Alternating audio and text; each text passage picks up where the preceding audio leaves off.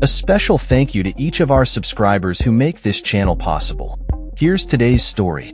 In a bold move that could reshape the landscape of federal funding for higher education, the Trump administration is intensifying its campaign against Harvard University, instructing federal agencies to terminate or transition all non-critical contracts with the prestigious Ivy League institution.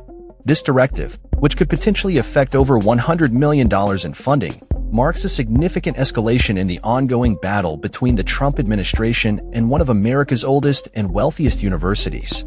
The announcement came via a letter from Federal Acquisition Service Commissioner Josh Gruenbaum, which was obtained by Bloomberg News.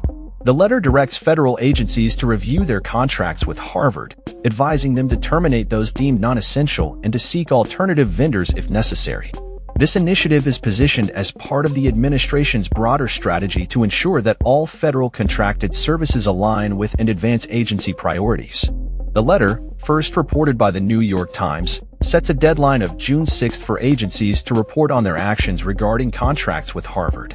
The university, which has not responded to requests for comment, is already facing scrutiny from the administration over its handling of issues related to anti-Semitism and diversity efforts on campus.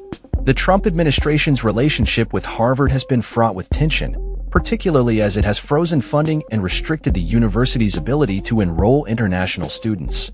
President Trump has characterized these actions as necessary responses to what he perceives as Harvard's failure to address anti-Semitism and left-wing bias within its academic environment. In a broader context, the administration's actions are not limited to Harvard alone.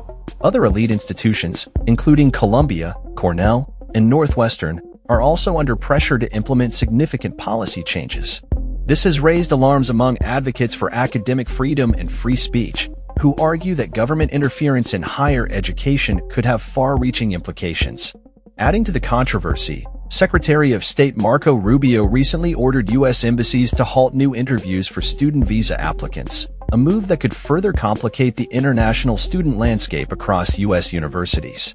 This directive is part of a wider effort to enhance scrutiny of social media profiles of applicants, a shift that many in higher education fear could deter prospective students.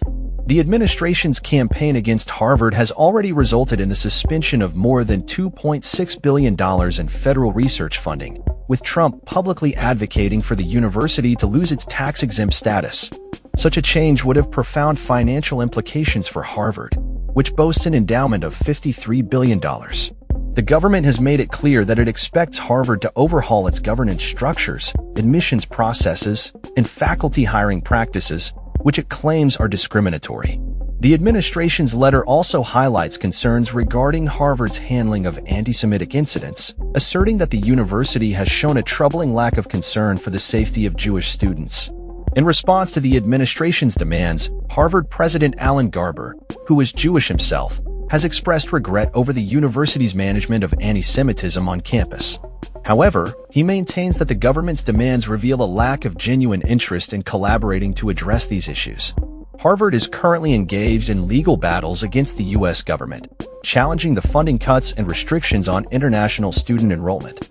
The university recently secured a temporary court order blocking the enforcement of the foreign student ban, with Garber emphasizing the urgent need to protect the rights of international students. The administration's demands have been met with resistance from Harvard, which has yet to provide the requested information regarding foreign students in their disciplinary records. This lack of compliance has drawn further criticism from officials, including Homeland Security Secretary Kristi Noem, who argue that Harvard's responses have been inadequate.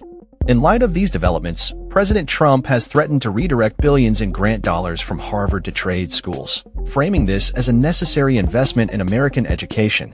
His comments have sparked debate about the future of federal funding for higher education and the potential impact on institutions that do not align with the administration's priorities.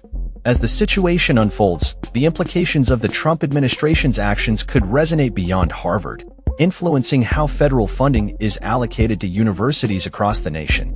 This ongoing battle raises critical questions about the relationship between government and higher education, the role of academic freedom, and the future of international student enrollment in the U.S. In conclusion, the Trump administration's aggressive stance against Harvard University reflects a broader ideological conflict over issues of diversity, inclusion, and academic governance.